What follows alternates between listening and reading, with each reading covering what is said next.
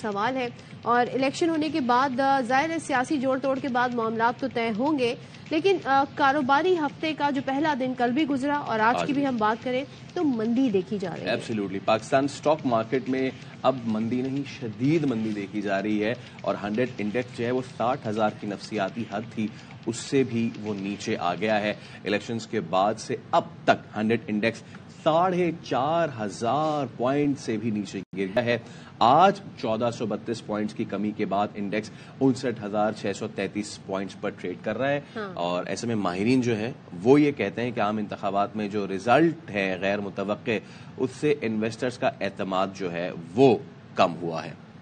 اور ظاہر ہے یہ جو اب حکومت بنے گی اس کے پاس چیلنجز بہت ہوں گے، خاص طور پہ IMF کی جانب سے جو گردشی قرضے ہیں، حکومتی منصوبے پر راضی نہ ہونے کی اطلاعات بھی ہیں، تو سرمایہ کاروں کو مشکل میں ڈال دیا ہے اور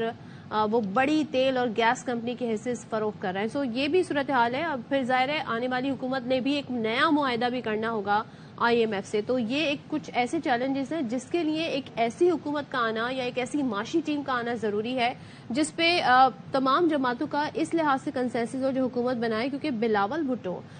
اسحاق ڈار کی پرفارمنس سے خوش نظر نہیں آتے، اور نون لیگ کے جو پوسٹر بوائے ہیں اکانومی کو لے کے وہ اسحاق ڈار ہے۔ تو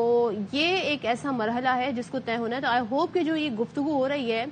یہ نہ صرف وزیر اعظم کون ہوگا اپوزیشن میں بیٹھے کہ نہ بیٹھے، یہ اس معاشی ٹیم کو لے کر بھی ہوگی، کیونکہ معاشی بیانیہ بھی بڑا میٹر کرتا تھا کہ معاشی آپ کے پاس کیا ویژن ہے، کیا آپ عوام کو دیں گے، کیسے اسٹیبلٹی ملک میں لے کر آئیں گے۔ اور اس سیاسی بحران کے ساتھ ساتھ ہم نے دیکھا کہ جس طریقے سے فلکچویٹ ہوتا رہا ڈالر، جو پیٹرول کے پرائس آگے ہوتے رہے، بڑھتے رہے، پھر ہم نے یہ دیکھا کہ بہت حد تک ڈالر کو کنٹرول کرنے کی کوشش کی گئی، اسمگلنگ اس کی روکنے کی کوشش کی گئی، لیکن یہ ایک ٹیمپرری سٹیپ تو ہو سکتے ہیں، ہمیں لانگ ٹرم میں سوچنا ہوگا کہ معیشت کے لیے کیا پلانز ہیں۔ اور ایبسلیوٹلی اسٹیبلٹی جو ہے وہ اس سال کے لیے بہت ضروری ہے، کیونکہ معاشی چیلنجز جو ہے وہ اس وقت بالکل سر اٹھائے کھڑے ہیں۔ آنکھوں میں آنکھیں دیکھ کے کون ڈالے گا، یہ آنکھوں میں آنکھیں کون ڈالے گا، یہ تو اب دیکھنا پڑے گا کہ کیا سچویشن بنے گی اور کون ہے جو